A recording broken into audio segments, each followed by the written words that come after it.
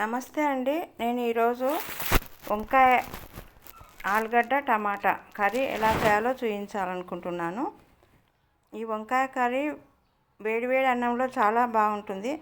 పిల్లలు చాలా ఇష్టంగా తింటారు. ఈ వంకాయ కర్రీ చాలా టేస్ట్గా ఉంటుంది.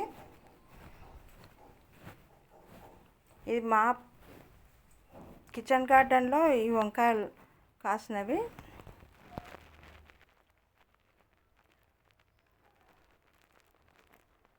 వీటితో నేను ఈరోజు వంకాయ కర్రీ చేసి చూపిస్తున్నాను. ఇది మందులు లేకుండా ఇంట్లో ప్లేసు ఉంటే మట్టిలో అయినా వేసుకోవచ్చు. ప్లేస్ తక్కువగా ఉంటే తొట్టిలలో కూడా వేసుకోవచ్చు. ఇలా వంకాయలు కొన్ని కాసినవి. ఈ వంకాయలు ఆలుగడ్డ టమాటా ఉల్లిపాయలతో నేను కూర చేస్తున్నాను. ముందుగా స్టవ్ పైన పెనం పెట్టి నువ్వులు వేయించుకోవాలి దోరగా. ఈ దోరగా వేయించుకున్న అదే పెనం పైన కొన్ని ఎండు కొబ్బరి చిన్న చిన్నగా కట్ చేసుకొని అవి కూడా కొంచెం వేగిన తర్వాత ఈ వంకాయలను ముందుగా నీళ్ళల్లో ఉప్పు వేసి చిన్న చిన్నగా కట్ చేసుకొని పెట్టుకోవాలి. ఉప్పు దీన్ని చూపిస్తున్నా కానీ ముందుగా వేసిన ఇలా కట్ లేకుంటే నల్లగా అవుతాయి వంకాయ ముక్కలు. ఈ ఆలుగడ్డలైనా సరే కడిగి నీళ్ళలో కొంచెం సేపు పెట్టాలి. స్టవ్ పైన మందపాటి పాత్ర పెట్టి అది కొంచెం వేడైన తర్వాత తగినంత ఆయిల్ వేసుకోవాలి. వంకాయలో కొంచెం ఎక్కువ వేస్తేనే రుచిగా ఉంటుంది. ఆయిల్లో మగ్గనివ్వాలి కాబట్టి ఈ ఆయిల్ కొంచెం వేడైన తర్వాత స్టవ్ మీడియం ఫ్లేమ్లో ఉంచుకోవాలి. జీలకర్ర ఆవాలు వేసుకొని కొంచెం వేడైన తర్వాత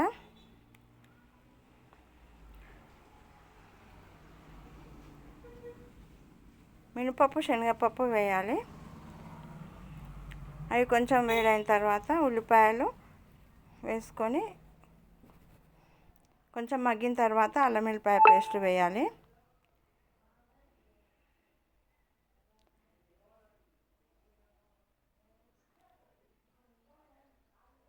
అల్లం వెల్లిపాయ పేస్ట్ కొంచెం పచ్చివాసన పోయే వరకు కొంచెం మగ్గనివ్వాలి.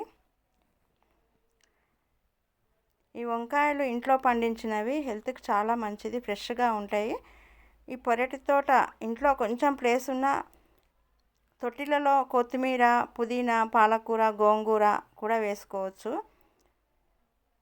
ఆకుకూరలు, పచ్చిమిర్చి, టమాటాలు కూడా తొట్టిలలో పండించుకోవచ్చు. ఫ్రెష్గా ఉంటాయి, తొందరగా తెంపుకొని చేసుకోవచ్చు. ఇంట్లో ఉంటే కొత్తిమీర అయినా, పుదీనా అయినా, మెంతుకూర అయినా చాలా మంచిది ఆరోగ్యానికి, హెల్త్కు.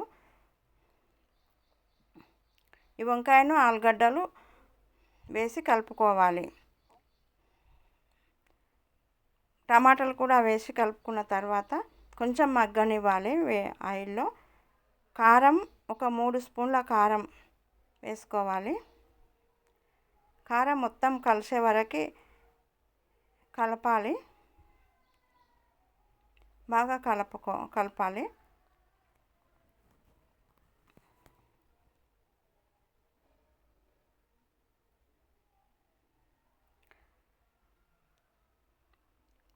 మిక్సీ చేసి పెట్టుకున్న కొబ్బరి పొడిని ఒక 2 స్పూన్లు, నువ్వుల పొడి ఒక 3 స్పూన్లు వేసి కలుపుకోవాలి. కొంచెంసేపు ఆయిల్లోనే మగ్గనివ్వాలి. స్టవ్ మీడియం ఫ్లేమ్లో పెట్టాలి. ఎక్కువగా మంట పెట్టినట్లయితే మాడిపోతుంది కాబట్టి కొంచెం స్టవ్ మీడియం ఫ్లేమ్లో పెట్టి కొంచెం ఆయిల్లోనే చాలాసేపు మగ్గనివ్వాలి.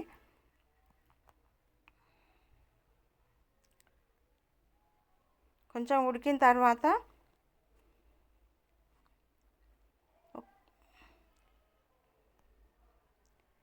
జీలకర్ర మెంతుల పొడి, కొంచెం ధనియాల పొడి వేసి కలుపుకోవాలి. జీలకర్ర మెంతుల పొడి ప్రతి కూరలో వేసుకోవచ్చు. హెల్త్కి చాలా మంచిది మెంతులు కాబట్టి ప్రతి కూరలో ఈ జీలకర్ర మెంతుల పొడి వేసుకోవచ్చు.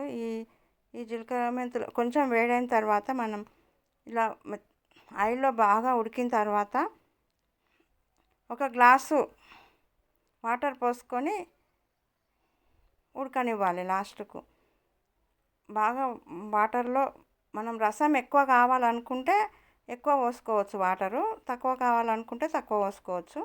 నేను ఒక గ్లాసు పోసి ఉడకనిస్తున్నాను. ఇది కొంచెంసేపు మూత పెట్టి మగ్గనివ్వాలి.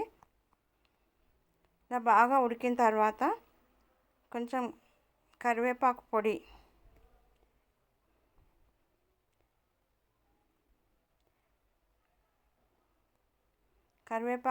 వేస్తే చాలా బాగుంటుంది. ఇంట్లో ఉంటుంది కాబట్టి కరివేపాకు పొడి ఒక స్పూను వేసుకున్నట్లయితే టేస్ట్ వస్తుంది. వేసి బాగా కలుపుకొని మగ్గనివ్వాలి. కలుపుతుంటేనే చాలా టేస్ట్ అనిపిస్తుంది. ఈ ఆలుగడ్డలు ఉడికినాయా లేదా చూసుకోవాలి. కడిగి పెట్టుకుని కట్ చేసి పెట్టుకున్న కొత్తిమీరని వేసుకోవాలి. అది కొంచెం సేపు ఉడకనిస్తే ఈ కూర రెడీ అయినట్టు. ఇది ఒక సర్వింగ్ బౌల్లో తీసుకొని సర్వ్ చేసుకోవాలి.